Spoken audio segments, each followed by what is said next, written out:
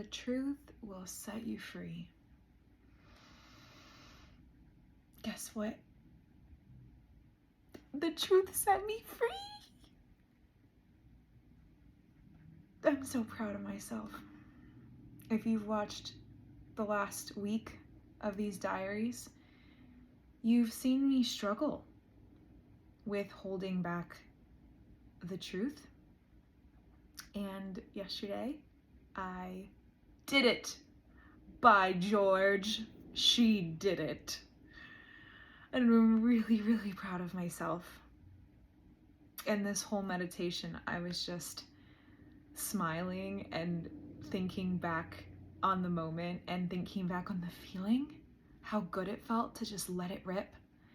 And I want to talk about something that happened this week that has given me so much peace, about why telling the truth was so hard for me and why I would rather ruminate over it than take the action to relieve my suffering. Buckle in, because this one's gonna be a ride. So I was going to say this in my diary yesterday, talking about when I was over at Brian and Annie's house, and Annie made a comment to me. But then I went on Mr. Toad's Wild Ride. As per usual, nothing new to see here. That's just standard practice around these parts. Elle meditates and takes you on a ride, baby. But I'm gonna circle back to what I planned on telling you, because I actually think it's important that this topic gets its due. So when I was over there, me and Brian and Annie like to joke sometimes about, in like a very, because they spend so much time with me, and like I've told you, they have really been there for me through my down horrendous period from 2021 going into 2022. And they got a very intimate view of me that I don't really let people see, because as I've talked about before, I have struggled with expressing vulnerability to people, and I don't like people to see me when I'm not on or when I'm not my best.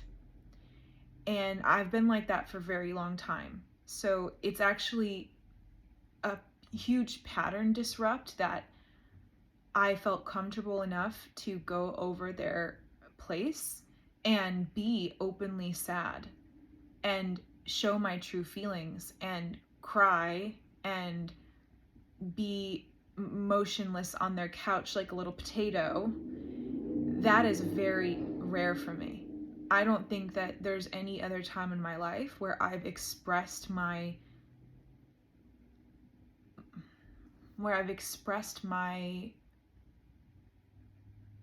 negative emotions. I'm trying to find the right word, because I was going to say my bad emotions, but that's actually quite interesting because it shows you that I'm judging my emotions.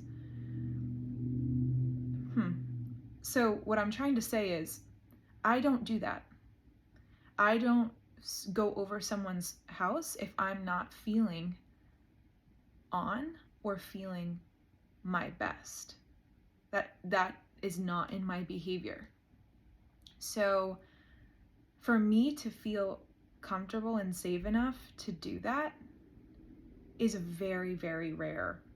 And because I felt comfortable and safe enough to go to their place and sink on the couch and share my thoughts that were often looping, that were often quite, I would call them destructive, because I was looping on the same thing that didn't have a clear answer.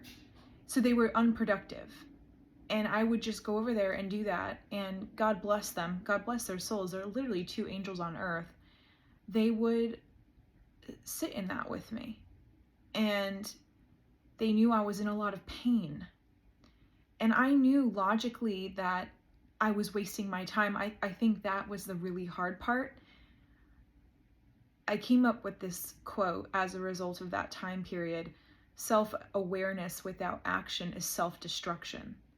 And that period of time is where I invented that quote, because that's what I was. I was extremely aware. I've always been very self-aware, painfully self-aware. You can even see through these videos, I'm very in touch with how I'm showing up, with my emotions, and I know what I'm doing. And I also know when I'm doing something that's unhealthy or unproductive, but I can't stop. It's very hard for me to stop. And that leads me to this conversation that me and Brian and Annie were having the other day. And these conversations are always very lighthearted, and they're truthful, but also it's light and it's jokey, right? And so I think I've said many times to them that I think I'm on the spectrum, the autism spectrum, or perhaps have some kind of form of Asperger's. I've never formally been diagnosed with anything mental health wise. And I've been to therapy. I've seen plenty of professionals for traditional therapy. Well, I've seen 2 different therapists because I'm pretty loyal. That really bad therapist that watched the TikTok video during my session, RIP, never forget that. And then my new therapist, Nina, who is an angel on earth and really does understand me and knows how to communicate things to me in a way that I can understand logically, but then also won't let me escape the emotion. So she has really been such a big help. But I've been to professionals and I've asked before, like, do you think I have something? Especially when I was really in a bad way. I wanted help, I was like, what is going on in my brain? I was in pain and I couldn't understand myself, and I was trying really hard. And to this day, no professionals have ever said, I think you have X. And that's been kind of difficult because I really do like to ground my understanding of myself in something, but no professionals have ever offered, like, hey, maybe look into this. I've never been medicated for anything either. So I always thought that I was on the spectrum, like a very high functioning. But why that never fully clicked is because I have a tremendous amount of empathy and emotional intelligence. And I have family members who are on the spectrum, and I'm very familiar with how they show up and what they struggle with. And a lot of it is struggling to connect with the person in front of them or missing social cues. I'm the opposite. I am hyper aware of social cues, and I'm hyper aware of connecting with people. I mean, that is one of my greatest gifts.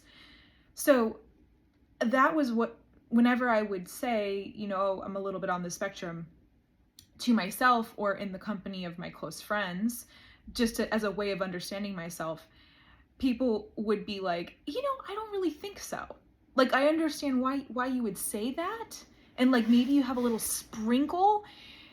There's definitely a neurodivergence, but I don't quite know what it is. And that's been the case for my entire life. Like, I never really found a description of something. And trust me, I've looked around because I'm a researcher and been like, whoa, I have almost all of this.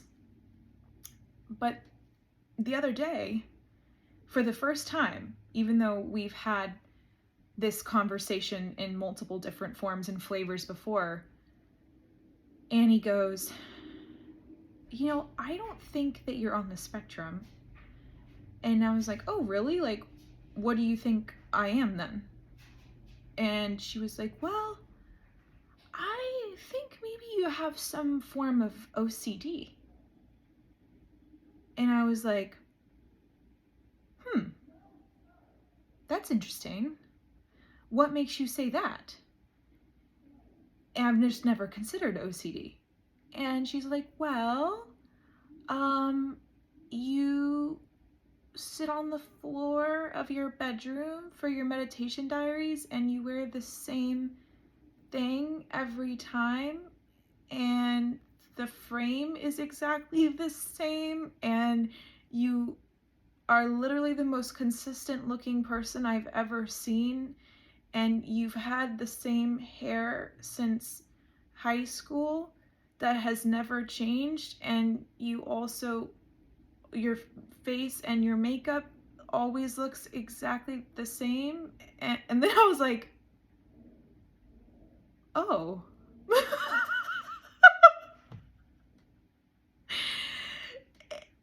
And something clicked. I was like, oh, and then I got a bug, then I think we moved on. But that was enough for me to look into it. Because she was like, you're very, very high functioning. I don't know what this would be, but like, it's something. And I was like, I've never looked into OCD because I was buying into the stereotypical OCD, which is like somebody who has to check locks multiple times, or they have to like close a drawer 7 times, or they get fixated on something more physical, like they count, or they repeat things to themselves. So I was kind of thinking about OCD in that way, and I think that's why I had never looked into it. Like, I just had never even researched OCD because I thought that was so, I didn't have any of those standard symptoms, or like obsessive cleanliness that has missed me. Interestingly enough, though, my mom is very clean and like very orderly. And so that's interesting because OCD is apparently more prominent in women, and it's highly genetic. So I was thinking about this, and I'm like, okay. So then it was enough. It gave me enough fodder, if you will, to open up the good old Google machine, type in OCD symptoms, and then go on a field day. Okay. And I tore through a lot of different articles. And so what I learned is there is the OCD that I just described that is what you would expect, like these compulsions to do. And the low functioning OCD can be very debilitating, where you cannot control yourself. Like, you have to take these repetitive actions to relieve your suffering. And that can be very destructive and maybe even impair your ability to work or provide for yourself. Not in all cases, but in some. There's a spectrum to everything, low to high functioning. But then I looked into high functioning OCD, and I fell down that rabbit hole. And I kid you not, I have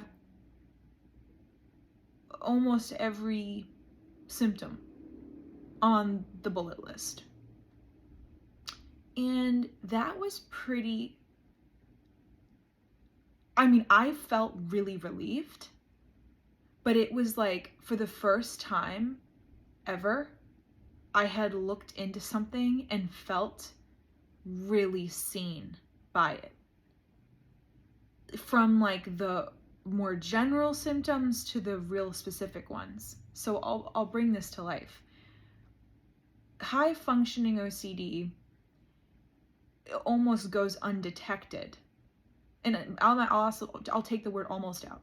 It actually goes undetected a lot of the time, because when you're high functioning OCD, from the outside, you appear to be a very successful, well-adjusted, very high-performing person.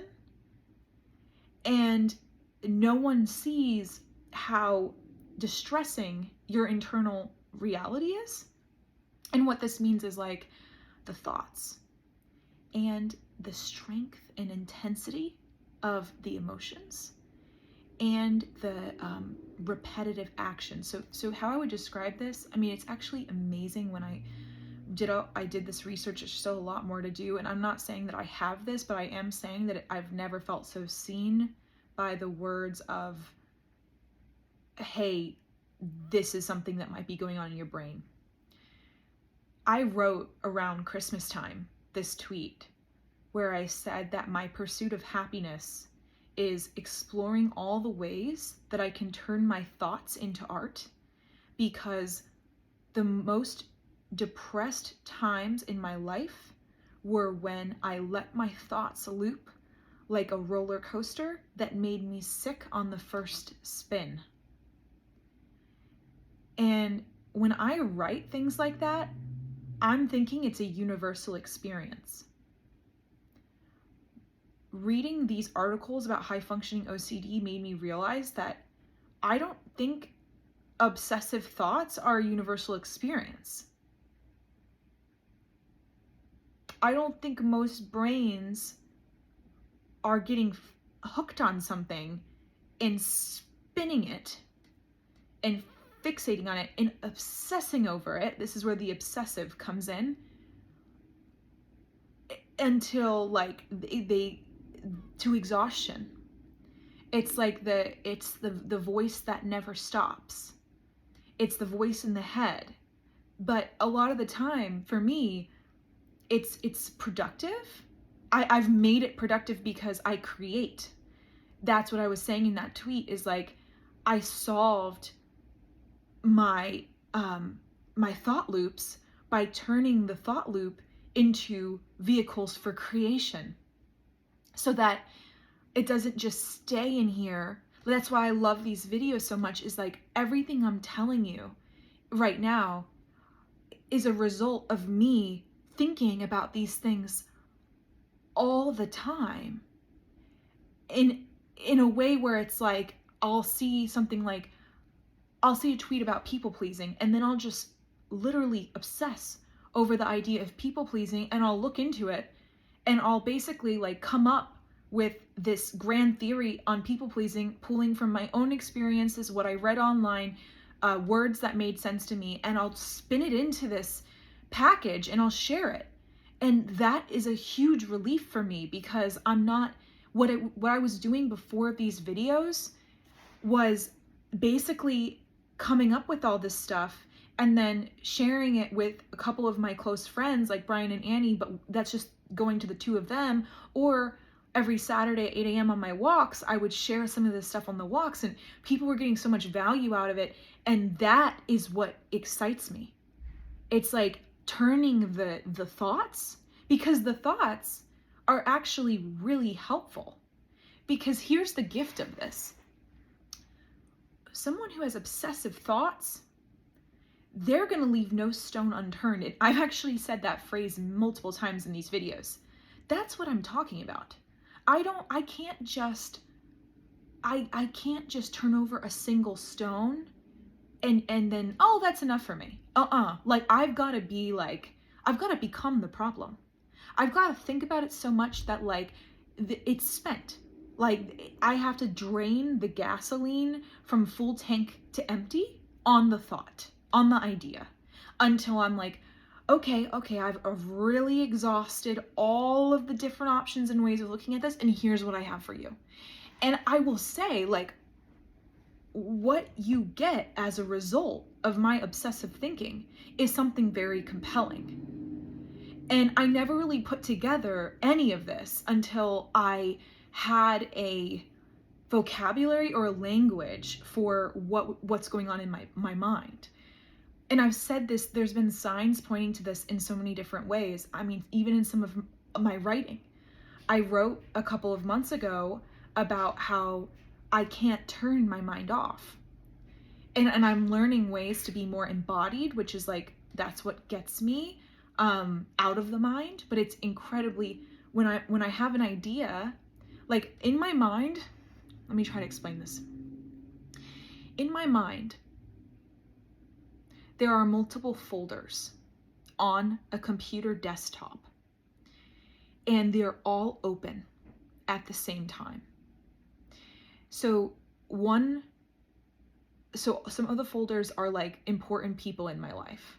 So it'd be like my family is in one folder, Brian and Annie are in one folder, Danny and Talia are in another folder, Zach is in one folder, any of like the walks, people from the walks are in one folder, anyone who interacts with me on social media is in another folder. I put people in these like these folders, and they're all open.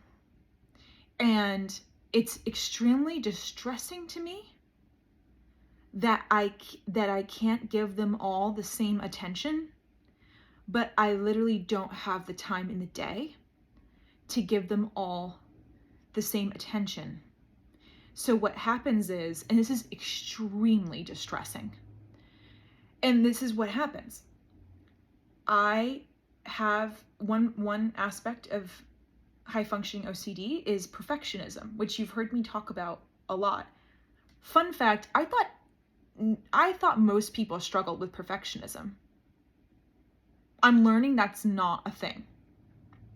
Wild. So that part, the perfectionist part, is like, oh my gosh, like I want to give every person who reaches out to me my fullest and most authentic and high effort self. And if I can't meet that bar, I won't answer. It's extremely distressing to me. This is why just a couple days ago, actually, I reached out to my friend Zach Solomon, to be specific. And I was like, I just sent him a voice note. This was actually a pretty big deal for me because he just started this Austin Writing Club, which is super awesome. And I'm so proud of him. And it's just amazing to have more morning events because I love morning people. And he's just super thoughtful, amazing community builder. And I'm really, really excited for the writing club. But I had noticed him posting about the writing club, but he hadn't directly like told me about it or invited me. And honestly, my feelings were a little hurt. And I've been working on owning the feeling, as you know. So I just decided, after I spent the whole day, this was on Sunday, I spent the whole day doing the intention setting circle and the breath work. And I had that huge insight about people pleasing and like a lot of these things that started clicking for me. So I was on my way home, literally driving, and I just recorded a voice note to Zach. And I was like, hey, like, I know this is super random, but I've been trying to be a more direct communicator and own the feeling. And I noticed that you have this writing club and you haven't invited me or told me about it. And it kind of hurt my feelings. And especially since it looks like a lot of people from the boardwalks are going. So I just, felt a little left out, and I wanted to like bring it to you. And that was a big deal for me. And then I went home and meditated and like literally put my phone in do not disturb and like didn't answer his text because by that time it was like 11. So anyway, I'm only sharing this because he he returned my honesty with honesty, and he was like, oh, like, Elle, of course you're invited, you're always invited. Me and Maddie, who he's doing the club with, adore you and would love to have you there, but to be honest, I didn't think you liked me because you never answered my messages. And I was like, oh no, like, no, like, I'm even getting a little nervous, I can feel myself getting weird about it. No, that's not it.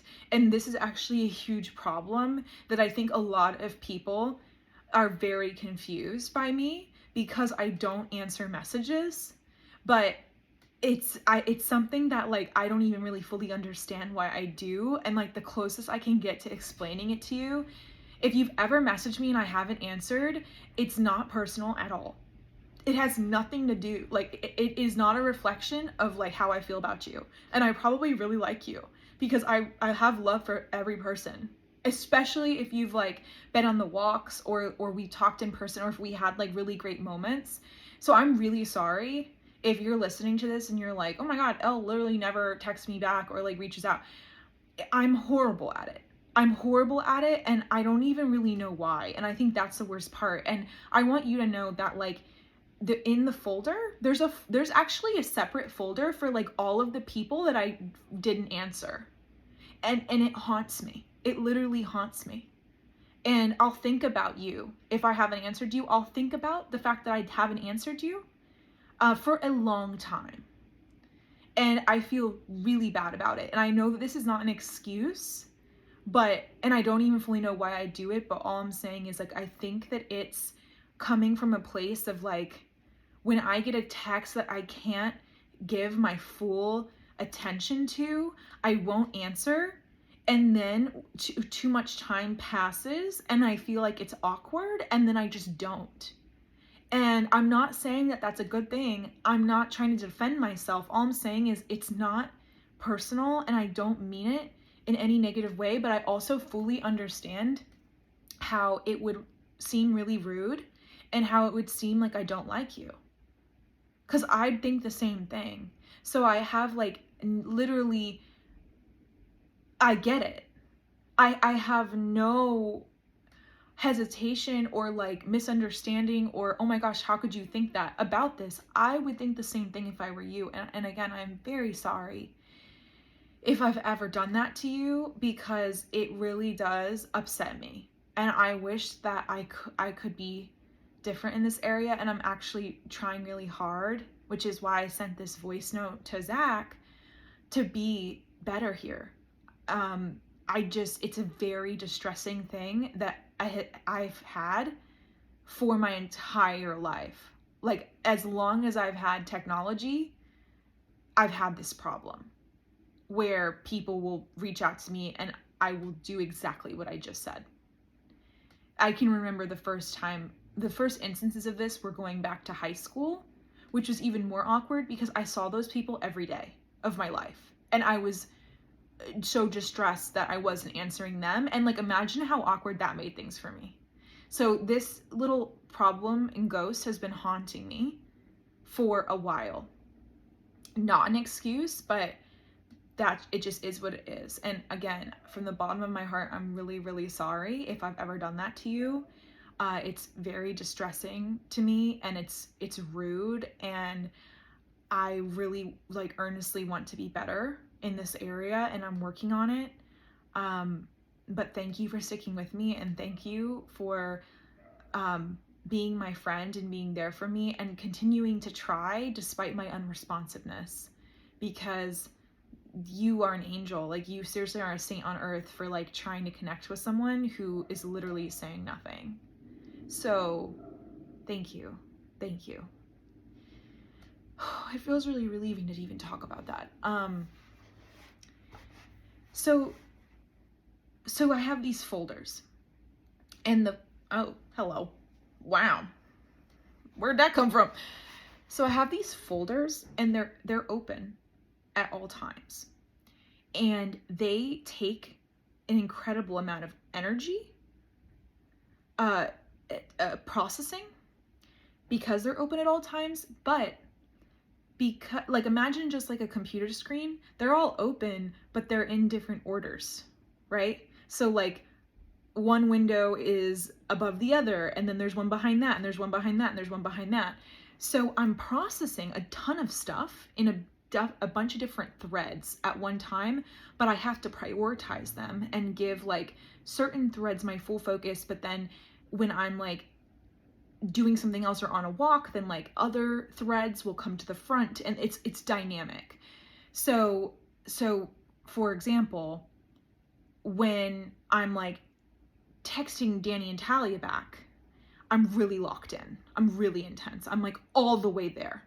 Or when I'm in person with someone or I'm on my walks, I'm all the way there. Like, nothing else exists to me. But when I'm by myself, I'm, like, processing a bunch of the other folders in the background. And that is how I'm able to process enough of it throughout the day to where I can come up with, like, a compelling answer to my core problem or my core curiosity. So for example, today's thought One of them is about OCD, which is why I'm bringing this to you. And the other thought is about the truth will set you free, and me finally having this conversation with my crush where I told him how I felt, and it felt amazing. And then another thread is my truth triangle with Danny and Talia last night. And then another thread is how I went on a walk with Talia a couple days ago, and we had these really interesting insights about content creation and what do metrics mean to you, and how do you find authentic expression. That is also very interesting. So all of these things have been cooking in the kitchen of my brain all day long. And that's why when I sit down here to speak, they all kind of get their due, because I've been processing them all in the background all day. And I didn't really quite think or realize that that was not normal until I was reading some of these articles. And I was like, oh my gosh, not everyone's mind is like this. It's really actually a funny realization, because I've written trying to, in pursuit of understanding myself, in pursuit of understanding my intense emotions and kind of like my looping thoughts and my very intense emotions underneath them. I've written out of that place. And I always thought that what I was writing was a universal experience. Now, what's interesting is emotions are a universal experience. So if I do have some form of high functioning OCD, it really is a gift in a lot of ways, because I think about this stuff obsessively, so you don't have to. Like, that is pretty awesome. I mean, I know how to do it. I've lived with myself for my entire life, and it can be quite distressing to be in my mind, and to feel things as deeply as I feel them. But when I turn these things into art and I make them productive, it's actually a tremendous relief for me. And I do see my mind, whatever is going on in there, as a gift, because I think about every angle to exhaustion, and I can therefore speak to every angle and meet just about anybody where they are in the thought or in the emotion when they experience it in their own way. I experience it in all the ways because I obsess over it until it feels resolved, right? And then I bring all of those insights to you in this package because I've obsessively thought about it, and it's actually really helpful for people, right? So what I'm trying to say is there's a light and a shadow side to everything. And I think I became very well acquainted with the shadow side of how my mind works and how I process my emotions and the depth of my feelings and the intensity that I've had my entire life. That's the word that people commonly use to describe me, is you're intense, you're a lot, you're too much at times. That descriptor has followed me through my entire life. And I think that's a great thing. That's something I'm really proud of. I am intense. I feel intensely. I think intensely. And because I am intense, because my emotions and thoughts loop and I feel them with the intensity of 1,000 suns, I'm able to understand them so well, almost too well, and then put words to them and share it with you and share it with anybody, so that when people experience these emotions or dip into grief or anguish or euphoria or joy, it's like, this is why I'm able to. I was thinking about this today. I wrote this piece on these 2 lovely hydrangeas, and as I was writing it, I was coming up with these comparisons. I do this a lot in my writing. I really like to ground a feeling in something that anyone can relate to. I call it finding the universal experience. This comes very naturally to me because I'm very observant and I'm always paying attention. And like we know, like I'm very connected to my thoughts and my emotions. So I was writing this piece that was, I didn't know this when I started writing it, but then it ended up this way. One of my loops was like, write about the hydrangeas, write about the hydrangeas, write about the hydrangeas. And I was like, okay, I'm gonna write about the hydrangeas. But this is what happens. I've got to let it sit there for a while, because when I let it sit there for a while, I actually think I'm writing it without realizing it. It's like the fixation, like puts the format in. This is also why when I was in school, I would save my my writing up until the deadline. I would literally have like 50-page research paper due, and they'd give you like 2 months to do it. And I would somehow start writing it. I don't even know how this makes sense intuitively. I'd start writing it with the exact amount of time that I needed to finish it. They would give us 2 months to do this. I would start writing it, if it was due at 11:59, at like 1 p.m. Literally, I'd make it right at the submission time. This is not a fluke. This happened multiple times, because the entire 2-month period, I was writing it in my head.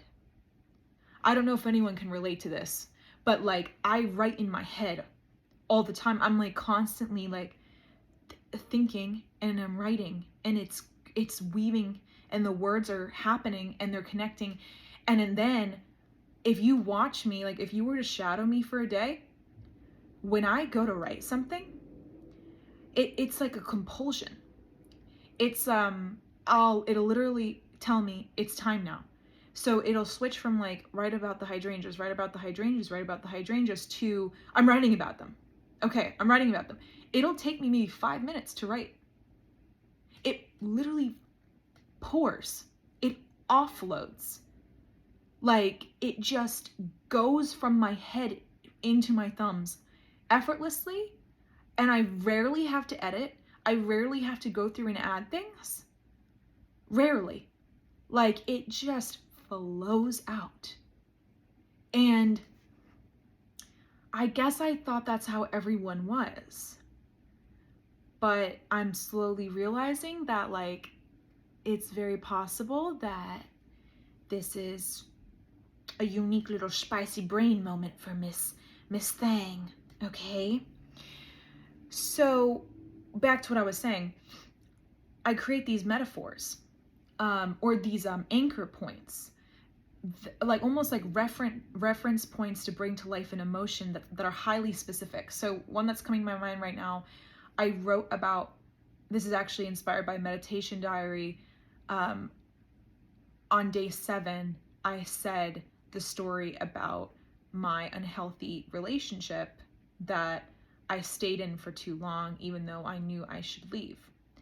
And I said a line from a conversation on the walk that I haven't thought about in a long time. I hadn't thought about in a couple months. I had told a girl, I would rather break my own heart than someone else's. And that line from my meditation diary kept looping. And it was like, write about it, write about it, write about it, write about it, write about it. And then I wrote about it. And one of the metaphors, that I wrote was how it felt when I was in the meditation diary and said that line, and like the emotion washed over me. It hit me hard like a tsunami and washed over me and settled. And I described it as the scene from Titanic where the ballroom floods, the doors burst open, and the water fills the entire ballroom in an instant. And that's the kind of thing I do a lot in my writing, is I'll ground what I'm saying in something that people can feel and something that people remember, and in a universal experience. Most people have watched Titanic, right? So that's an example of like a heavy one or a sad one. With the hydrangea story, one of them, one of my anchor points today was that I was talking about how hydrangeas are extremely high maintenance plants, like Mariah Carey, who sleeps with 20 diffusers and asks for 100 doves to be in her limousine. And rooting them and anchoring them in Mariah Carey as a diva, it's like everyone can picture Mariah Carey. It's like, even if you're not a plant person, now you know that hydrangeas are really high maintenance, like Mariah Carey, right? Another thing I put in there in that same hydrangea piece was how they're very temperamental, and you have to like get them 3 to 6 hours of partial sunlight, and you got to rotate their pots so that all of these different bulbs, you see like the little pink bulbs, all the different bulbs get light, right? Because some of them are in the back and they don't get the direct sunlight. So I wrote that you have to turn the pot so that they all get light, because they'll start to feel left out, like five hot girls in a Subaru fighting over the aux, and Jess always makes a scene when she feels left out. You can picture that. You can picture that, right? I've like anchored that experience, 5 hot girls in a Subaru, and they're fighting over the aux and one feels left out. You can picture that now. I brought you into that scene and you're like, oh yeah, universal experience. I do that all the time in my writing without even really consciously knowing it. How do I do that? It's because I pay so close attention to people. It's like, social awareness and like emotional intelligence is one of my obsessions. So I pay an extremely close amount of attention to people. This is why when people are like, holy shit, how do you remember my name? I've had thousands of people come on the boardwalks, and I'm very good with names. That's a folder. I'm obsessive about it. I'm obsessive about connection, about emotional intelligence, right? Speaking of the boardwalks,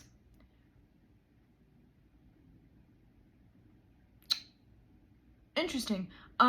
Me doing the same exact thing 80 times in a row. Okay. That's an interesting signal. The format's exactly the same. I do experiment with it, but I obsessively think about it. How many times have I said that in the series? And how nervous I was with the speech, and how I was a perfectionist with it, and how I ran drills saying the speech over and over and over again until recently, until I surrendered and trusted myself, because I knew that I knew the speech, and I've just done a lot of work to know how to trust and surrender. But that's another symptom of high functioning OCD. Let's just run through a couple of them. You struggle with perfectionism, especially OCPD, which is obsessive compulsive personality disorder. That one resonated with me a lot because OCPD is really rooted in image, meaning that you have this like strong desire to be perfect, and you had this strong desire to be have everything in order and like look a certain way and like be the best, and be a really high performer, and not to mess up. You're very sensitive to like messing up. It also causes like black or white thinking, which I struggle with a lot and have really been working on, like my relationship with trust and surrender, which the walks have helped with a ton, because the walks are my weekly surrender experiment. I go into them knowing I have no idea who's going to be there, and I have no idea how it's going to go, and every single walk is its own living ecosystem and organism that takes place every single week. The walks have been almost like an antidote to some of these things I'm talking about, because I can't control them. That's the other thing about OCPD. You have this like need to control. You have a very hard time in the gray and in uncertainty. And that, ladies and gentlemen, going full circle, is why I was so nervous to tell my crush the truth of how I was feeling. because I can't control someone's reaction to me. And when I care a lot about something or someone, I make it really big in my mind because I almost can't control it. I can't hold myself back. I can't make myself chill out. I can't be nonchalant.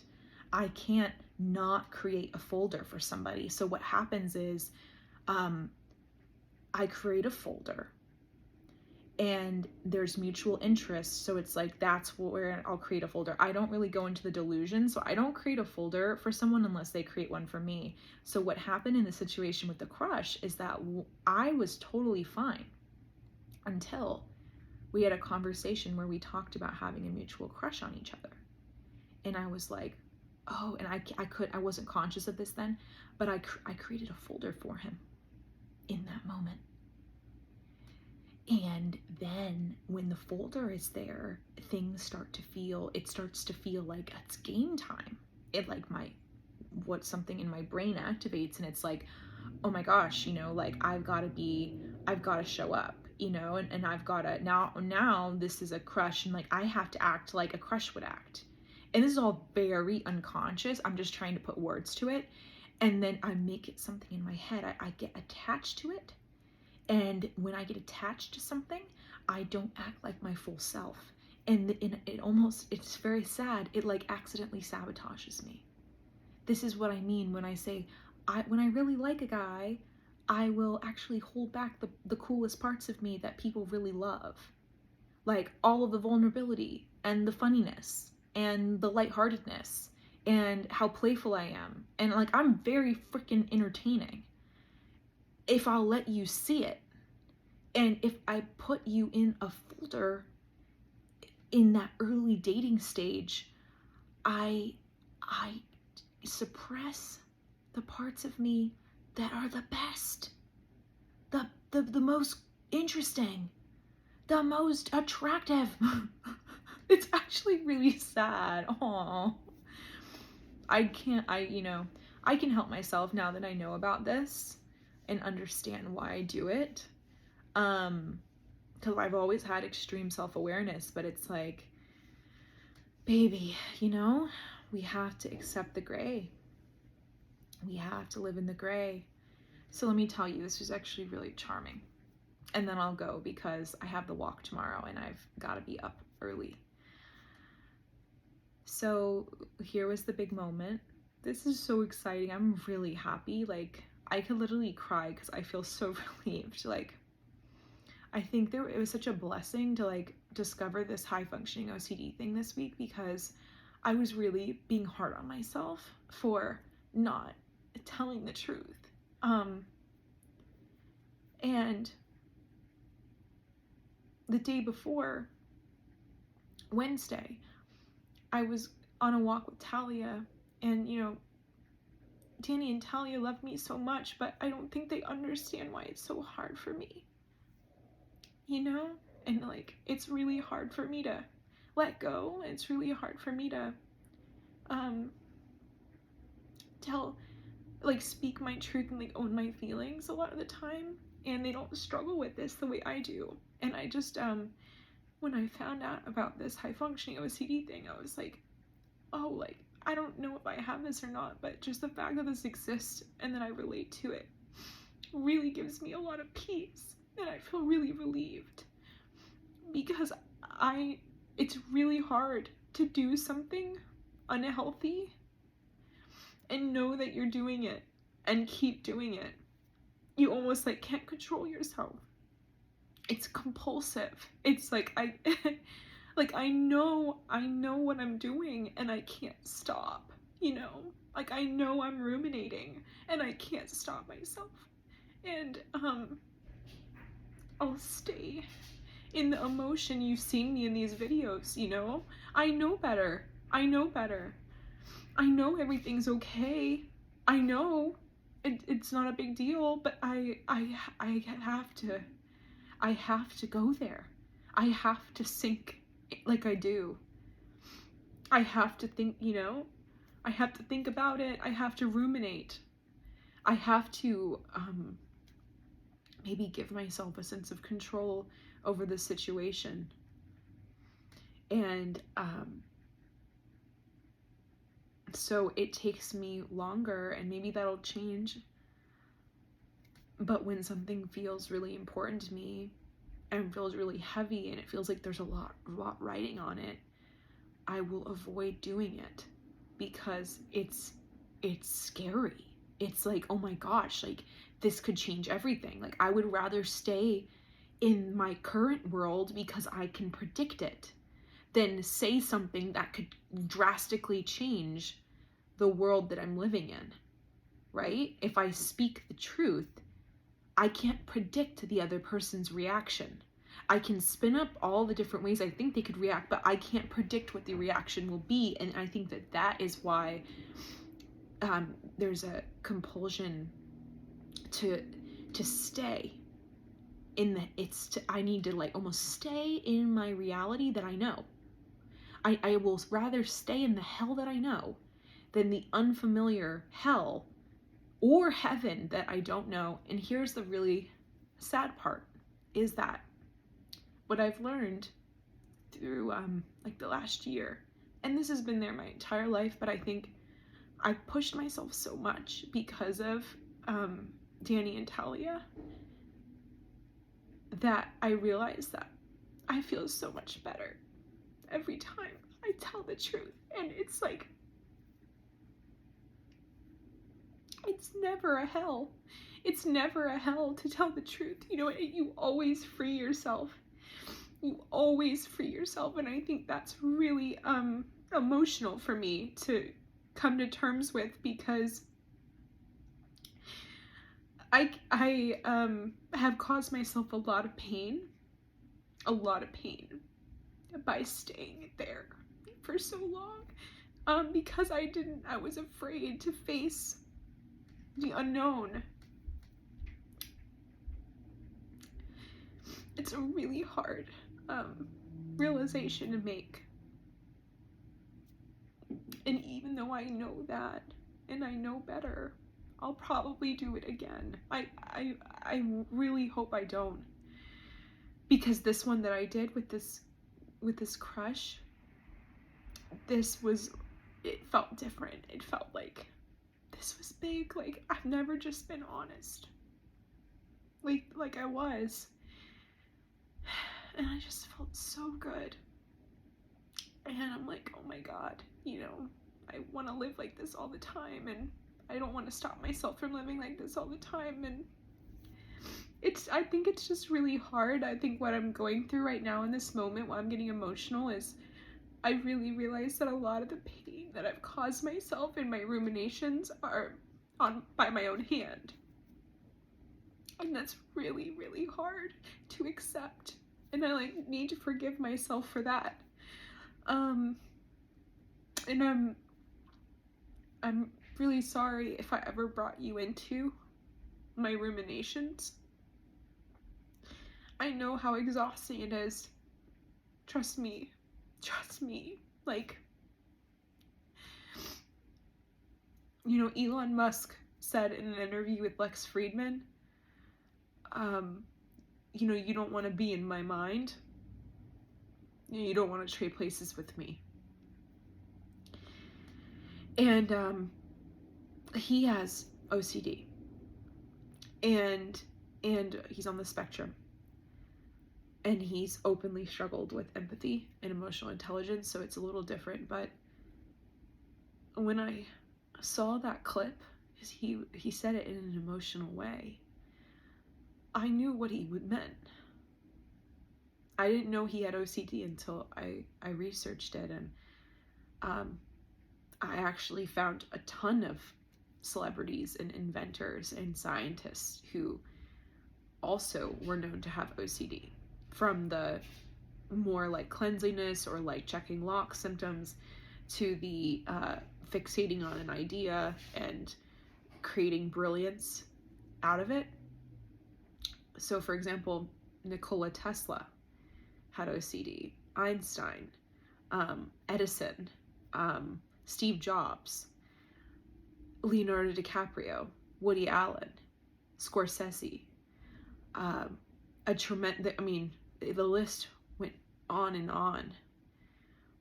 Bill Gates, just really, pretty much anyone you think about, I learned from my research, like anybody who is known to be obsessed with a problem and very singularly focused on it, there's a good chance they've got a little flavor of this. Oh, David Beckham. That one was really interesting because, believe it or not, a week ago, I watched the Netflix documentary on Beckham, and I really related to him. And then I do this research on high-functioning OCD, and it's like, David Beckham is one of the most famous people that are known to have this. And I was like, oh, that makes sense. Because, like, I was watching Beckham and thinking, he's spitting. Like, oh my God, like, why am I relating to this guy so much? Okay, well, asked and answered a week later. But, yes, just an incredible amount of relief to be like, wow.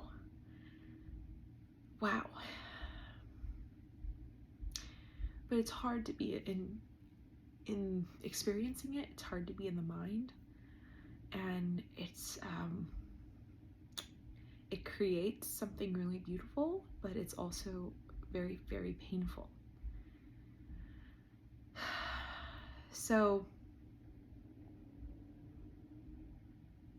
anyway, back to why I got emotional.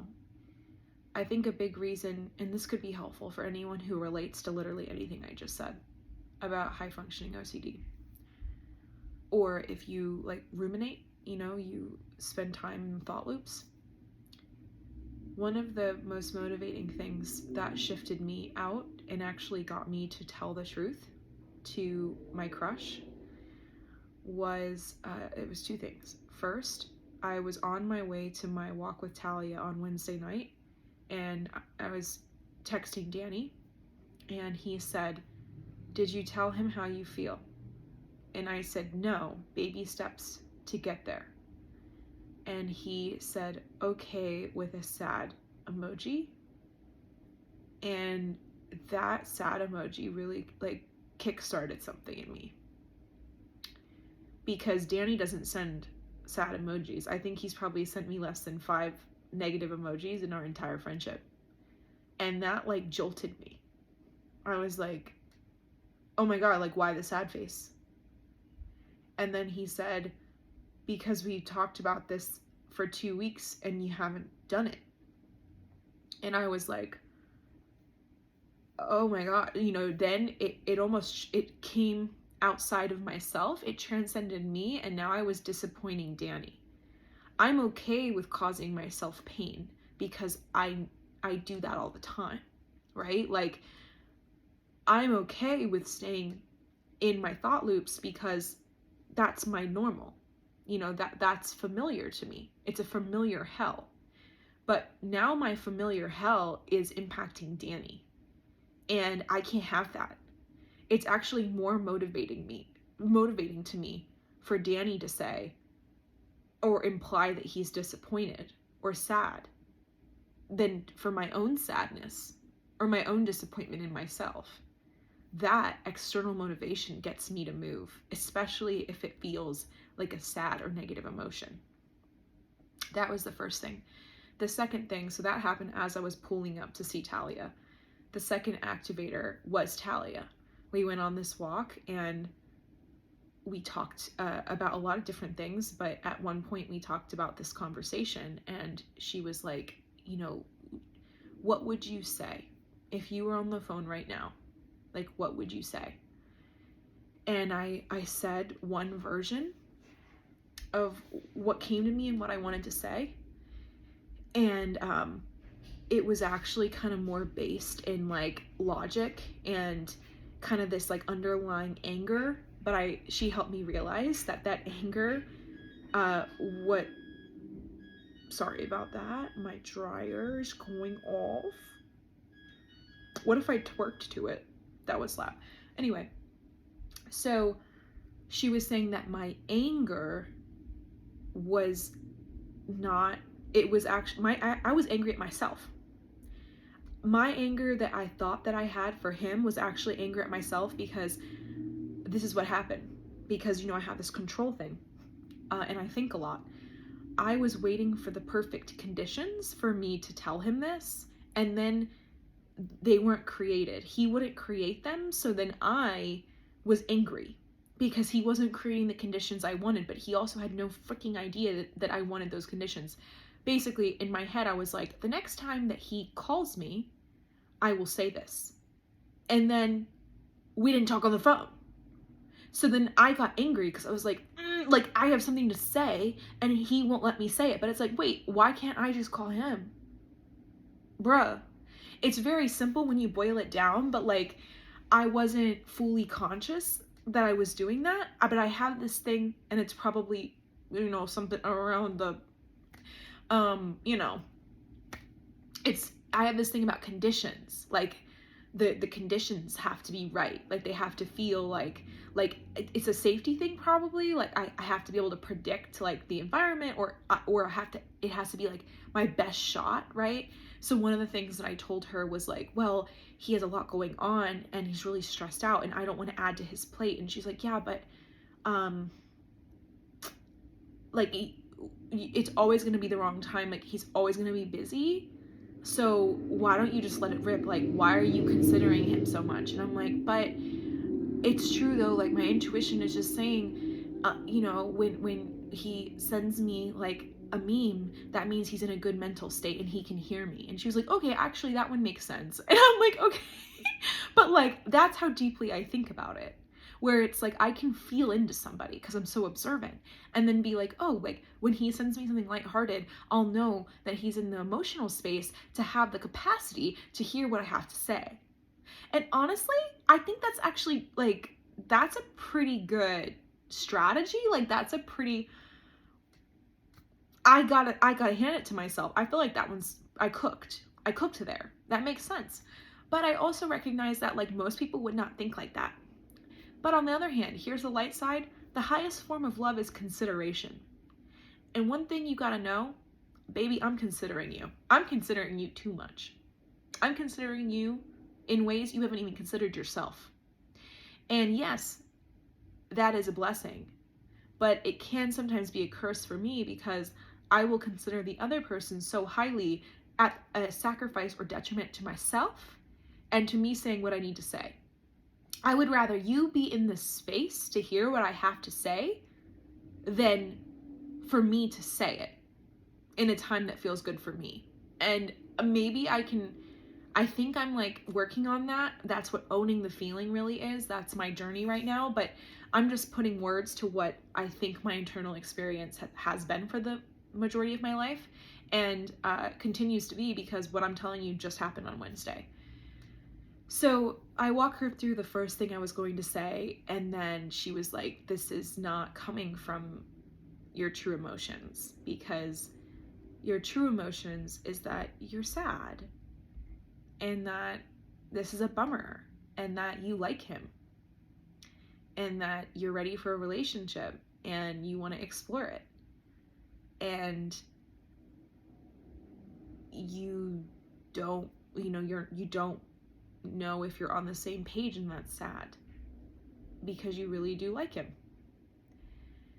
And we discovered, my true feelings about it wasn't the anger at all. I was just angry at myself and him not creating the conditions because he can't read my mind. And then we got to the truth, and it was really liberating. And I was like, yeah, you're right. Like, that is the truth. That is the truth. So that's what I said. Wow, this was actually a really special moment. This is the very next day. So after the walk with Talia, after Danny sent me the sad face, I wake up, and it's so funny because I literally said to Talia, like, the next time he sends me a like funny kind of relationship-y meme, I'm gonna call him. And then the next morning I wake up to a text at 6 a.m. and he sends me a relationship meme. It's like I'll let you into it. It was like a tweet that was a picture of Ted Bundy and his girlfriend by a fireplace, and it was like a historical photo, and then he said, "Could have been us." And then I was I just made a joke back that was actually really funny. And then I sent him a picture of the Oscar Mayer hot dog mobile, and I was like, "This can be our getaway car." And it was a tweet that was like, "I've got a fast car, you've got a ticket to get us out of here with the freaking Wienermobile." And I don't know, I laughed so hard at that. So I was like, today is the day. Because I told Talia, like, the next time he sends me, what are the odds of that? Like, just 12 hours later, he's coming through with exactly what I told Talia. Can't make it up. So I was like, okay, it's gonna be today, later today, whenever the moment hits me. So I go through the day, I work, I go get some lunch. I'm in the car on my way to get a Diet Coke from Chick-fil-A, which, by the way, I got a free one today because they just think I'm awesome. It's literally called You're Awesome, and they'll give you something free if you're really nice to them. So pro tip. And this happens to me a lot because I'm really nice to them. And I'm just super vibey, you know, and like crank up the music and we have a little karaoke moment. So anywho, I'm driving to Chick-fil-A and I just get this urge, like right now is the moment. So I look down at my phone, it's 2:22. I laugh because I'm like, of course. I hit call and he picks up and he's like, "Hey," and I'm like, "Hello," and he's like, "I'm at Chipotle, so I'm gonna order real fast." So I'm like, okay. So then I listened to him say the order, and that was actually kind of sweet. Like, I liked hearing that. I don't know, it's just like wholesome. I like a little slice of life sometimes. And then he's like, "My phone's on 1%, so I can't talk for very long because it's gonna die." And I was like, "Oh, okay, well, call me back later when your phone's charging because I'm just gonna let it rip, and I don't want to get cut off and like have your phone die because I've just got to like get this all out." And he was like, "Oh, okay, about what?" And I'm like, "You'll see, I just gotta let it rip, you know." And he's like, "Okay, I respect that. Well, I'll call you in a little bit." I was like, "Okay, great." So then I get that ring in 15 minutes. And he's like, "Hello." I'm like, "Hello, sir." And I'm like, okay. This one's gonna be hard for me to recount because I can't give too many details. And I'm like, I get really laser specific. My recall is very good, so I recall almost exactly how conversations happen. So I'm just gonna tell you like a little nugget of it. I basically was like,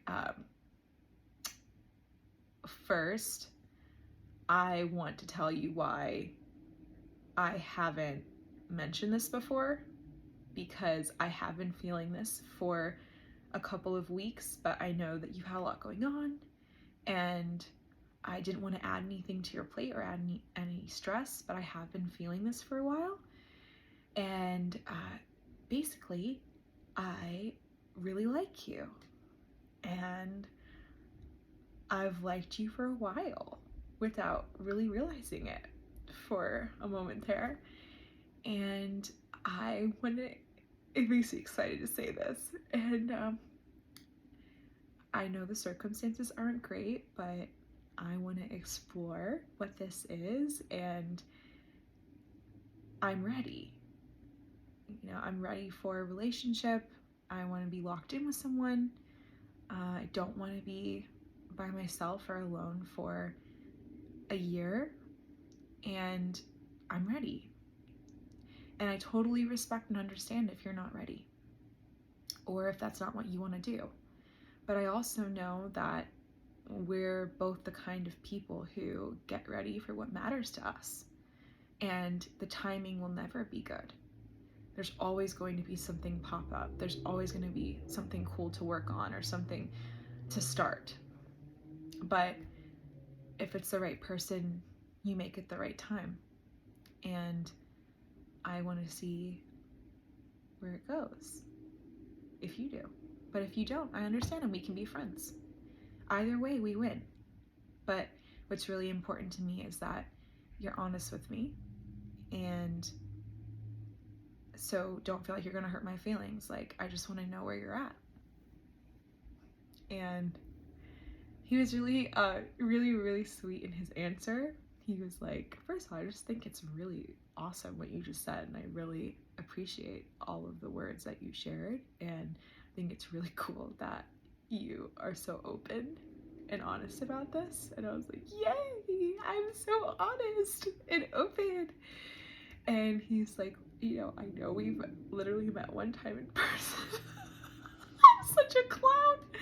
He's like, I know we met one time in person, but I really like you, and I want to explore it, but we only met once, and so, like, what does that mean?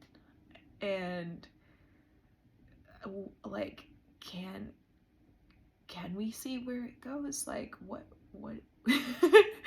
and I'm like, yeah, I know. I to be honest with you, I've kind of like stopped paying attention to other guys, and like not haven't gone on any dates, and like kind of had horse blinders up. But that's not your fault, that's like a me thing. And I was like, I know that you like didn't know I was doing that, but like I'm just really loyal and I like you a lot, so I have like rejected a ton of dudes. And this like matchmaker lady, and I just started being really honest, and I was like, this matchmaker lady who's like been trying to get me to talk to one of her clients, and and he was like, I have a business call like literally like right now, and I can't talk past like right now, but let's talk later, and like thank you for telling me this, and like let's talk about it and talk about what it means. And he's like, I don't want to like lead you on if we don't know what this is, but we also only met one time, so like I don't want you to be so locked into me, because it doesn't like is how. And I was like, oh yeah, no, I know it, like that's just like a me thing, like I'm just kind of like that, but I know that I'll try to get over that. And he was like, okay. And it's like kind of funny at this point, because we're like, we started as friends, right? So it's like really sweet, and I like trust him a lot, and I was just very honest. I kind of like honest vomited on him, but I think it was kind of sweet. So anyway, it went really well, and I literally hung up the phone, and I was like, oh my gosh, this is awesome. Like, I was so honest. I told the truth, guys. Like, this is so great. And then I get back home, because I had just come from the gym, and I was super sweaty, so I had to take a shower. And then when I was in the shower, my fun little like ruminations came in, and I was like, oh wait, so it's done. This is like my black and white thinking, which is really, I think, to protect myself from like the pain of the unknown. So I was like, okay, this is over. Like, I misread it, like, he doesn't feel the same way. Like, I was, like, catastrophizing, and I couldn't quite, like, stop myself. It was really interesting, but now, because I have this new vocabulary with the high-functioning OCD, I was, like, aware of what I was doing. So I could almost, like, stand above my head, float above myself, and be like, wait. You're doing the black and white thing again. You're doing the either it's a yes or a no. Like, it doesn't have to be just a yes or a no. It doesn't have to be so extreme. Like, there can be something in the middle, which is basically what like dating is. Like, dating is the thing in the middle, and that's why I avoid dating, which is really kind of funny, because I like can't stand the uncertainty. That's actually really funny.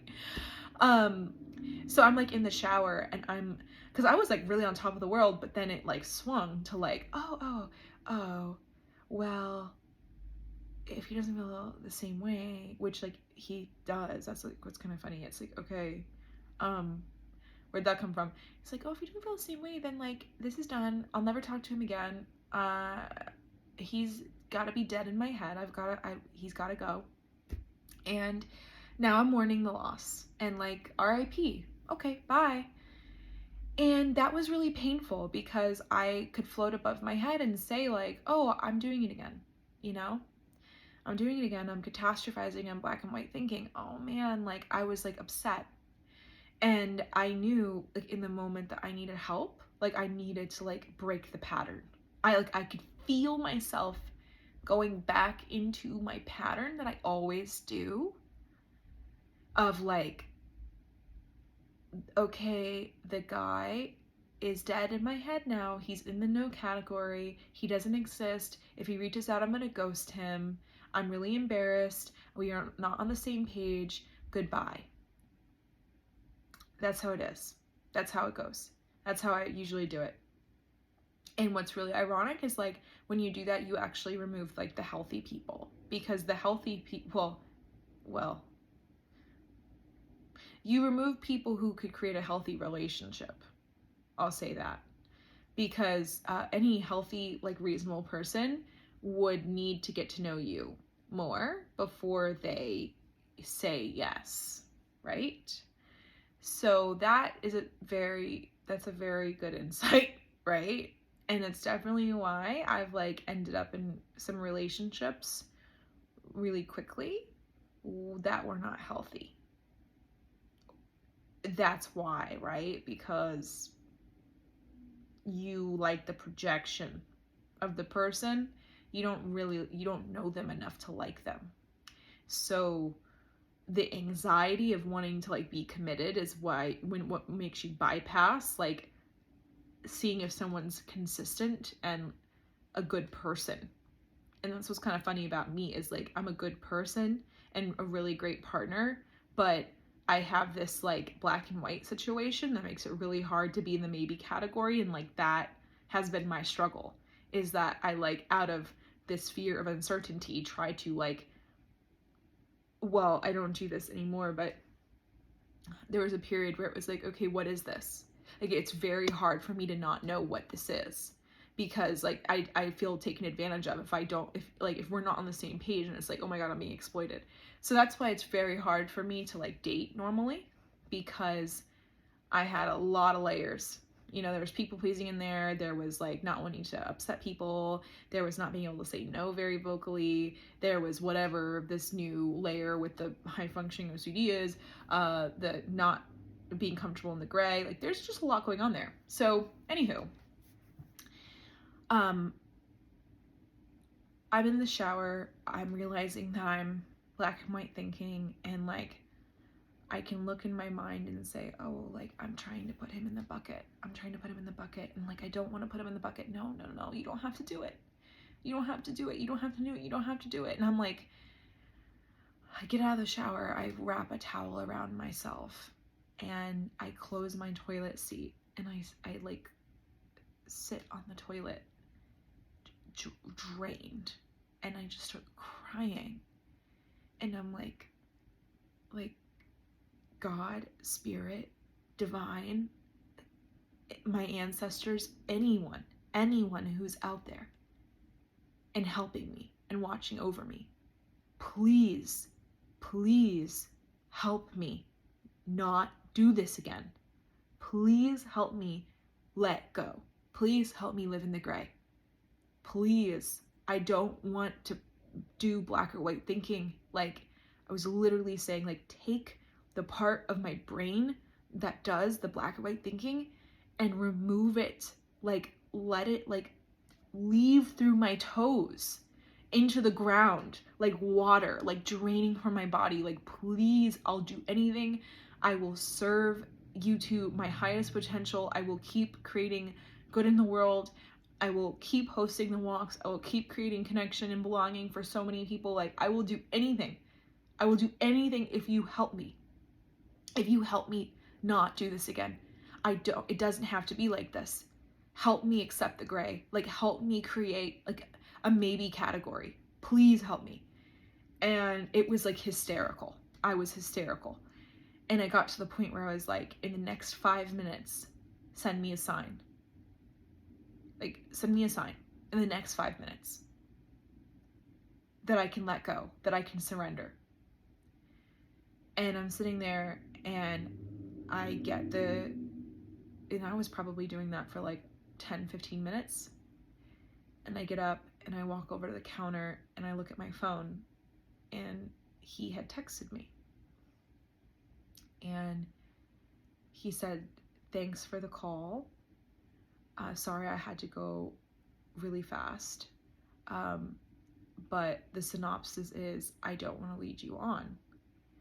And then I responded and I was like, I really admire your honesty. We can be friends, with a heart.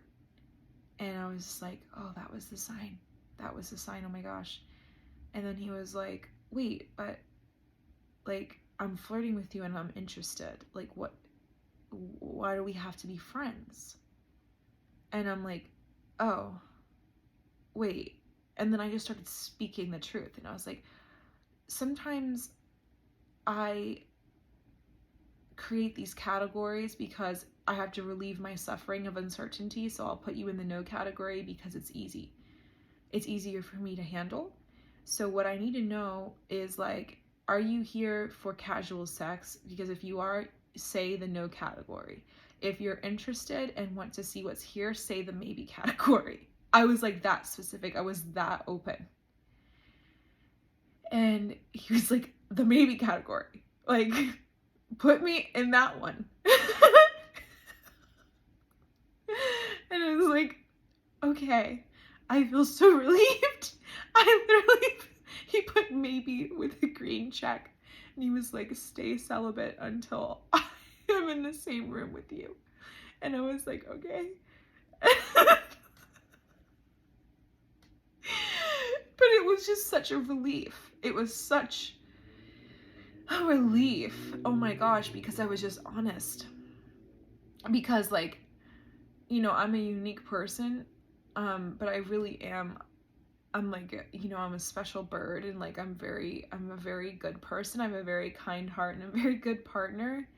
And I just need to be honest about these things instead of just like running away or not sharing what's happening. It's like, you know, a past version of me just would have not responded to him. I would have ghosted and then we never would have talked again. But I like went there, you know, I opened up and I was like, I really struggle with black and white thinking, and like I kind of am putting you in this no category. Like, do you want to be dead in my head, or like do you want to be like what do you want? And he's like, no, like what are you talking about? Like I want to see you, I want to spend more time with you, I want to be in the same room and see what kind of magic is there.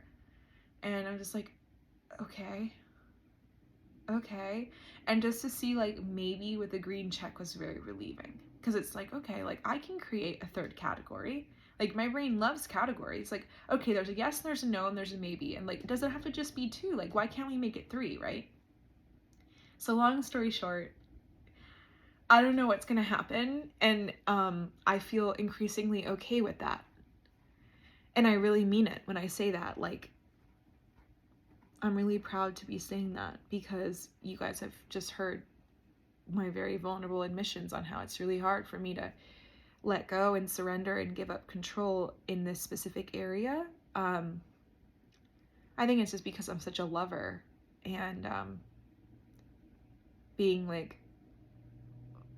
being love and being in love and being a lover is so core to my identity that this is the area that causes me the most overwhelm.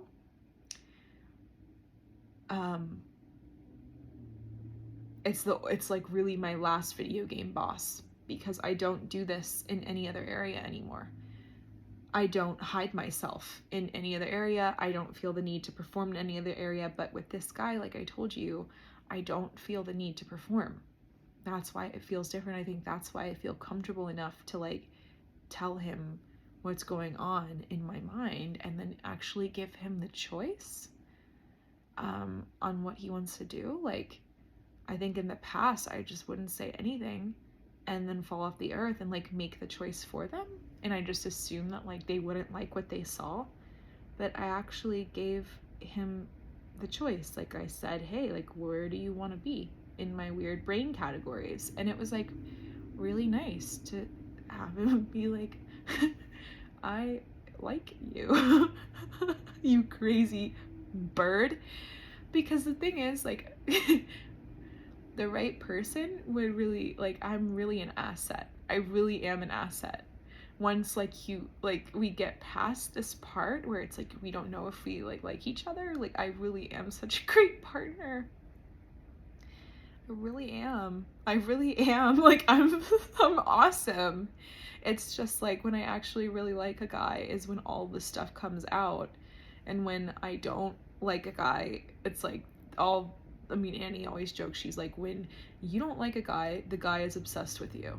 And when you like a guy, you don't show the guy your full self, and he has no opportunity to be obsessed with you. If you can just show the guys you actually like your full self, they would be obsessed with you too. So that's what's kind of funny about it. And I'm realizing like my full self is really endearing if I let her be seen. So, wow, this was a really big one. I'll leave you with this because it's really funny. I forgot to mention one of the more obscure symptoms of OCD is something called trichotillomania, which is, I don't know if I pronounced that right, hair pulling. And funny enough, I do that. Have you ever noticed how these hairs in the underlings here of my hair are much shorter than the rest of my hair? Look at the difference. You see how long my hair is and how short that is? If you like really get in there, it gets even shorter. In these like, and this isn't breakage, this is because when I get nervous, I actually pull that hair from that little spot. Oh, it feels so good, like right there. And then here's another little fun ditty about me. I think a lot of people wonder like why I wear makeup all the time, because I never look any different. Like I look like this all the time. That's because a couple of reasons. First of all, it's the perfectionism, and then second of all, the hair pulling that I just showed you, which feels so good, so good. I also do that with my eyelashes, but what stops me from pulling my eyelashes is having makeup on. So it's kind of funny. I've 3D chessed my symptoms against each other. So my desire to look perfect overrides my desire to pull. And by pulling, like I wouldn't not have eyelashes because these are my real eyelashes. So I don't know if you can see that, but these aren't extensions. Those are like my actual eyelashes. But when I was a little girl, when I was in like high school, you can ask my mom this. Hi mom, if you're watching, she'll know what I'm talking about. I would be doing homework because the hair pulling happens when you're stressed or when you're thinking. So when I'm like really focused, I'll actually close my eyes and like pull the hair. But I would be doing my homework at our dining room table when I was in high school, and I would be writing and like lightly, because I have this perfectionism thing, pulling the hairs. I would not pull them out because I don't like causing myself pain. But sometimes it fall out because like if you're gonna just keep like lightly pulling something, it's eventually gonna fall out. I never had no eyelashes, which is like the extreme version of this trichotillomania. I actually knew a girl who did that in middle school and high school. I never didn't have eyelashes. It never affected me to that depth. But this is something I do a lot. Just a very like manageable. But I do it like that because I don't want to mess up my mascara or my makeup. So I'm just letting you into the full psyche. Like I think a lot of people wonder, like when I show up to the walks at 8 a.m. and they're like, why do you have makeup on? It's like, oh, how much time do you have? Because this is pretty deep, but that is a core part of me as well. And this doesn't feel destructive. Like it doesn't change how I look or anything. Like me looking the same every day doesn't really change anything. It just gives me comfort, and like it helps me just operate and like feel good about myself and like go about my day and just feel as free as I can. So I think some people would think like, oh, you having to like wear makeup every day or like, you know, have your hair look the same or like wear the same robe. It's like, especially with the makeup, like why would you put in that extra effort when you just don't have to? It's like, oh, but it actually really helps me. Like it's very liberating and relieving for me to do that. It feels like I can breathe. Like, yay, I can go about my day. I can feel so good. Like, it really does help me let go. So anyway, holy Hannah, this is very long. Wow. Thank you for, wow. Thank you for being here. I'm gonna go now. Wow, I love you so much. Thank you for listening to this. Like, this was really a lot. But now you know a lot about why I might show up the way that I do, if you ever have wondered. If anyone's ever wondered, like, what's up with Elle, this is the video for you. Thank you so much for listening. I love you so, so, so, so much. Thank you for holding space for me in these videos. And if you can relate to me, like, I love you, and I want you to be really gentle with yourself. And surrender is possible. If you relate to anything I said, if you struggle to let go, like, we got this. You and me, we can let go. You can let go just as I do, and we'll get through it together. I love you so, so much. Thank you for being here. Wishing you the most relaxing evening, and thank you, thank you, thank you. I love you. Okay, kisses. Talk to you soon. Bye.